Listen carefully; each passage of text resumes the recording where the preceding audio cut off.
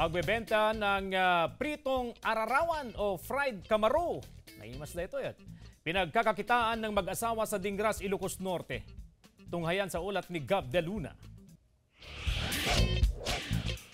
Pritong salagubang, pritong abaling, ilan lang yan sa mga exotic na pagkaing patok sa Dingras, Ilocos Norte. Ngunit bukod dito, mayroon ding masarap na insektong ipinagmamalaki ng bayan na ginto raw ang presyo, ang kamaru o ararawan sa mga Ilocano. Isa itong mole cricket na karaniwang natatagpuan sa bukid tuwing tag-ulan. Bonding na raw ng mag-asawang Lizelle at Marcon ang manghuli ng exotic food hanggang sa naisipan itong gawing pagkakitaan. Doon kami sumasama sa mga nagkukuliglig, ma'am, sa Ilocano. Kaya doon, ma'am, doon namin natikman. Tapos nung ma'am, na namin na ibenta, pumatok po siya. Nanindigan na namin yung pagbebenta ng exotic food.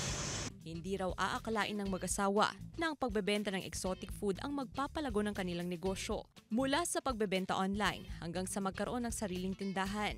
Wala pang kalahating kilo ng kamaru. Nagkakahalaga na ito ng 1,650 pesos.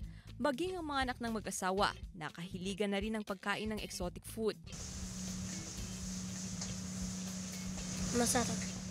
Dinarayo pa raw ito ng mga balikbayan. Simple lang ang recipe. Igigisa ang bawang at kamaru sa kahahaluan ng seasoning, suka at asin. Makalipas ang ilang minuto, ready na ang pritong kamaru.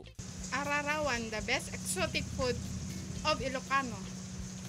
Crunchy, yummy. Gaya ng timpla ng mag-asawa sa pritong kamaru. Simple lang din daw ang sikreto ng mag-asawa sa pagnenegosyo. Pinakapuhunan talaga, tiyaga, pagsisikap at saka tiwala po sa Diyos. Kasama si Reynold Velasco, Gab de Luna, 1 North Central Luzon.